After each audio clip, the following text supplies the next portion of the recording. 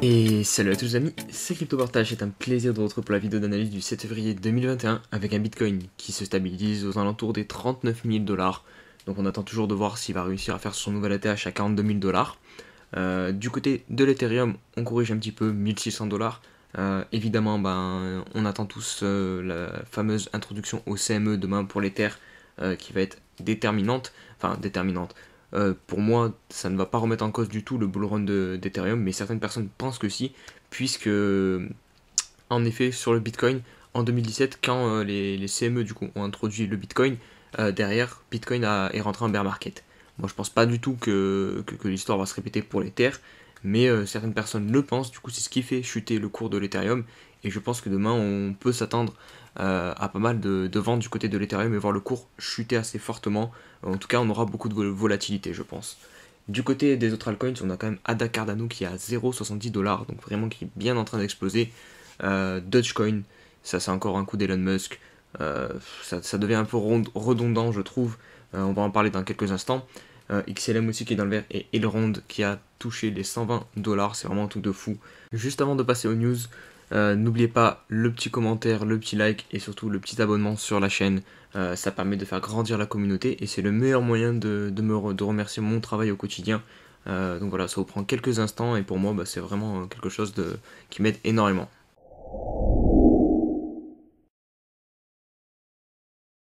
Et on attaque ces news par un petit tour sur l'Altcoin Season Index qui se situe à 57. On voit que c'est en train de buter sur cette zone. On a du mal à aller plus haut et c'est normal puisque Bitcoin s'est réveillé, il est monté à 40 000 $.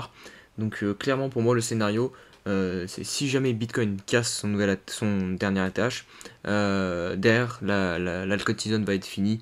Bitcoin va reprendre sa dominance et parce qu'il va partir très fort au niveau des 50 000 $ je pense. En revanche, il se peut qu'il stabilise sous ce dernier ATH, donc des 42 000 $, donc entre 42 000 $ et 38 000 $, pendant encore une ou deux semaines peut-être, et du coup ça permettrait au alt de poursuivre l'altcoin season. Donc voilà, c'est mes deux scénarios au niveau du court terme.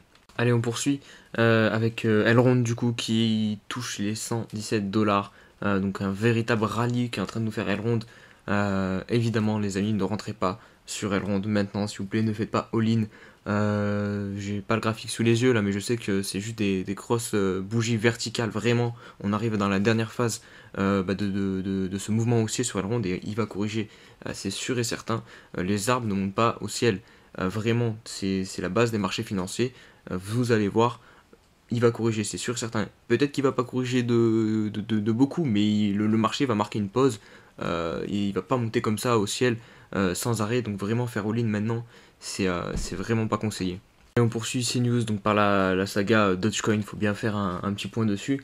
Donc là hier c'est Snoop Dogg qui a publié en mentionnant Elon Musk, cette petite photo, donc encore du chien de l'emblème de Dogecoin.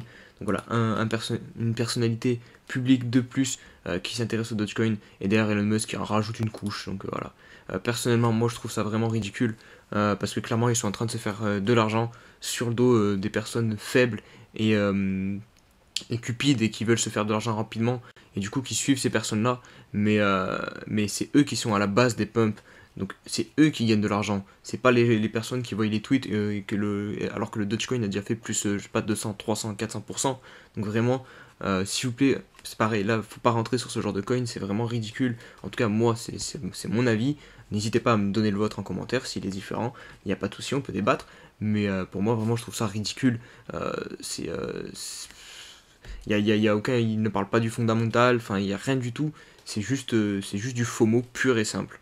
Et regardez, pour illustrer justement ce FOMO, regardez, on a du coup les recherches Google, Dogecoin vient de dépasser Bitcoin. Donc voilà, c'est clairement un effet de mode et il faut se méfier. Et on va terminer les news par quelque chose d'un peu plus intéressant. Donc c'est sur Ethereum et la fameuse arrivée des futurs CME, donc lundi 8 février 2021. Donc on est clairement en train d'écrire un narratif en fait. Et ce narratif, du coup, il fait peur à beaucoup de personnes. Donc, le narratif, c'est qu'en 2017, quand les CME sont arrivés sur Bitcoin, et Bitcoin est rentré en bear market. Et du coup, les gens sont en train de penser à ça, à se dire, sur Ethereum, ça va faire la même chose. Du coup, il suffit que lundi, Ethereum perde 100 dollars en 10 minutes ou qu'il y a un gros mouvement baissier, et derrière ça peut vraiment entraîner une cascade de vente, une cascade de panique générale sur Ethereum. Donc vraiment c'est un mouvement auquel il faut s'attendre lundi. Je pense vraiment que la volatilité va être au maximum. Donc voilà, préparez bien votre plan à l'avance pour ne pas réagir sous le coup des émotions. C'est très important vraiment, hein, j'insiste là-dessus, parce que si lundi vous vous mettez devant les cours d'Ethereum et que vous agissez en fonction des émotions que le cours va vous procurer, vous pouvez être sûr et certain que vous allez faire une connerie. Mais vraiment, donc vraiment préparez votre plan. Soit vous décidez de ne pas vendre, quoi qu'il arrive, ou soit vous vous dites j'accepte de perdre, je sais pas, 20%, 30% et je vends, ou enfin bref, voilà, faites votre plan.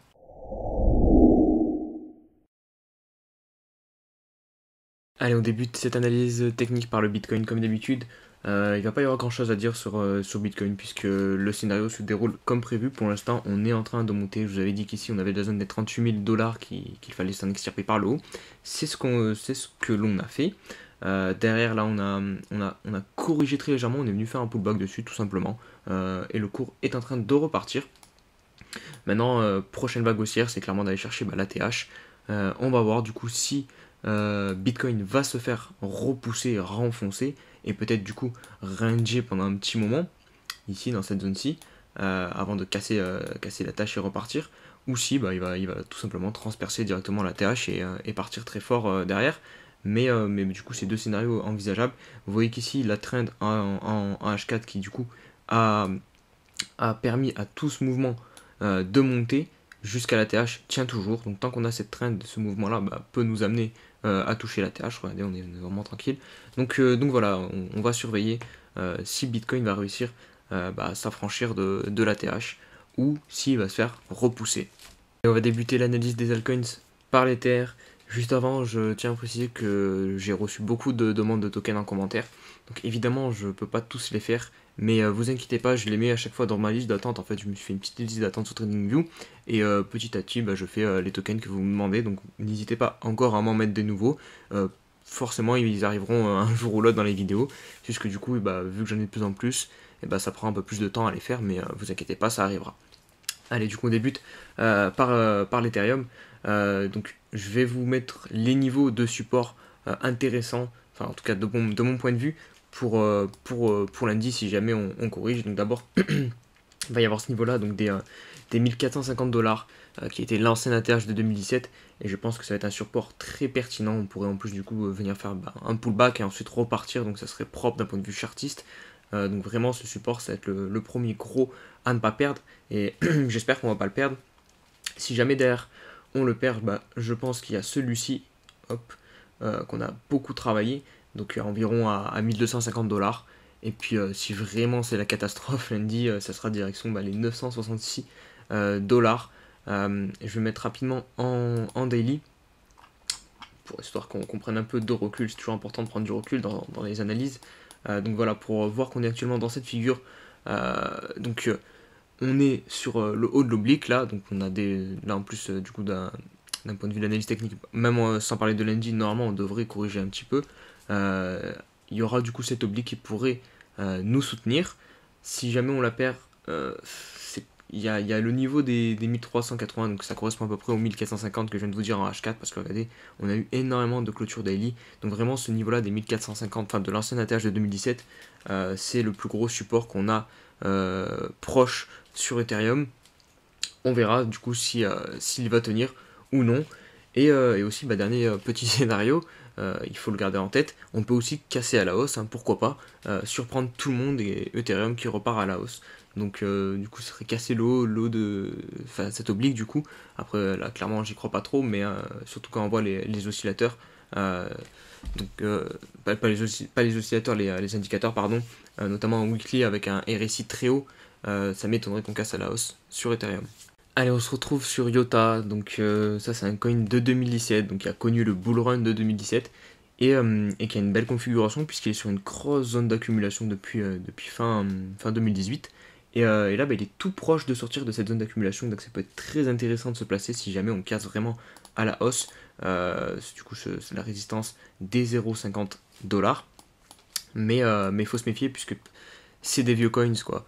Et ça, il y en a plusieurs. Je l'ai partagé hier sur mon Twitter. Il y a l'Ethereum classique, il y a le Bitcoin Cash, il y a Zcash, j'en oublie, il y a EOS.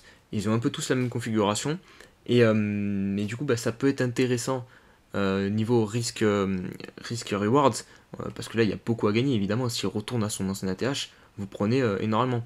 Mais le problème, c'est que fondamentalement, bah, je suis pas sûr que ces projets valent beaucoup. Ça, c'est à vous de faire vos propres recherches. Mais après, d'un point de vue d'analyse technique, il y a clairement un coup à jouer sur ces coins. Donc voilà, ça c'est à voir. C'est un grand débat. Est-ce que les vieux coins comme ça vont réussir à nous refaire un bull run en 2021? Évidemment, si on avait la réponse, on serait déjà tous riches. On poursuit avec Loopring du coup, qui lui est déjà bien parti puisqu'il a connu aussi la zone d'accumulation. Regardez, et lui c'est vraiment parfait puisqu'on a fait notre pullback 2 fois dessus et là on repart à la hausse. On part pour chercher du coup cette résistance là de cet ancien plus haut qu'on a beaucoup travaillé aussi. C'est ce qui nous bloque actuellement à 0,70 centimes. Après on aura la zone des 1$, puis derrière ça sera to the moon. Mais là, bah, pour rentrer sur ce mouvement, bah, clairement, ici et ici, c'était très intéressant, je pense. Euh, Après, maintenant, ici, c'est un peu tard. On est sous résistance en plus, donc il faudrait peut-être attendre un plus gros retracement pour entrer plus sereinement sur Loopring. Mais si vous êtes dans le train, bah, vous pouvez y rester. Je pense que ce token peut très bien prendre encore beaucoup de valeur. On enchaîne avec Matic Network qui est en train de pousser actuellement donc aux alentours des 0,05$. Il a cassé cette oblique. On voit on avait un triangle descendant en fait sur Matic. Plutôt même peut-être un triangle de compression plutôt. Pourquoi dessiner comme ça? Hop. On voit qu'ici il y a plusieurs points de contact. Ici pareil, plusieurs points de contact. On a cassé par le haut finalement. Donc voilà, on est en train de pousser là sur Matic. Donc pareil, c'est pas le moment de rentrer.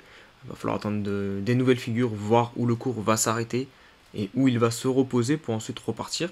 Mais voilà, là il y avait un coup sympa à jouer sur le pullback. Ici on voit qu'on a une mèche vraiment parfaite sur cette oblique ici. On enchaîne avec Chainlink qui lui aussi a bien profité de la petite alt saison qu'on a connue là ces dernières semaines. Regardez cette grosse poussée qu'on a eue pour nous mener jusqu'à 27$ et faire un nouvel ATH ici qui était le dernier ATH. On est venu faire notre pullback dessus pile poil. Maintenant bah, on va certainement continuer de pousser je pense sur Link. On va se mettre rapidement en daily puisqu'on a des figures sympathiques. On avait tout d'abord avec l'ancien ATH du coup de l'été dernier derrière corrigé pour ensuite rentrer dans un canal haussier qu'on a cassé à la baisse, mais finalement on est quand même reparti derrière en tendance haussière dans un biseau ascendant. Donc il faut se méfier de cette figure puisque généralement on la casse à la baisse. Donc on va continuer à compresser à l'intérieur et normalement derrière on casse à la baisse. C'est en tout cas ce que les probabilités nous indiquent. Après en ce moment vu qu'on est en bull run, souvent ça casse à la hausse. Donc là théoriquement on devrait repartir chercher le haut de l'oblique à court terme sur Link. Et on va conclure cette vidéo par Dash, donc un coin pareil de 2017, donc qui est un peu sur le même format que EOS, que Ethereum classique, Iota que j'ai fait en début de vidéo. Donc regardez, on a eu cette pointe lors du bull run 2017, il a atteint 1500$ quand même le Dash. Actuellement il vaut 100$. Donc, on va arrondir. Donc vraiment, s'il re-atteint un jour son ATH, après ça j'y crois pas du tout pour Dash, parce que les privacy coins, je pense que c'est un peu muerto. Donc voilà, mais on sait jamais, hein. On est sur un marché hyper volatile, donc c'est possible. D'autant plus que regardez là, on a vraiment un triangle de compression qui s'est dessiné à partir d'ici, très très propre, et on l'a cassé à la hausse. Donc c'est le premier signe encourageant pour Dash. Là, pour ceux qui veulent tenter je vais pas dire un coup de poker, mais bon, niveau risque-reward, c'est très intéressant parce qu'on est sur un niveau de prix très très bas, on n'est pas loin du plus bas quoi, et par contre on est très très loin du plus haut.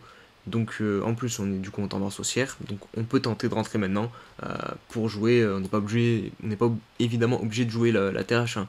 On peut par exemple jouer ici, ce niveau là qui peut être intéressant je pense, ou même revenir sur des niveaux plus court terme, comme par exemple ici à 200$. Je pense que ça peut être facilement jouable pour le Dash, en tout cas dans ce bull run.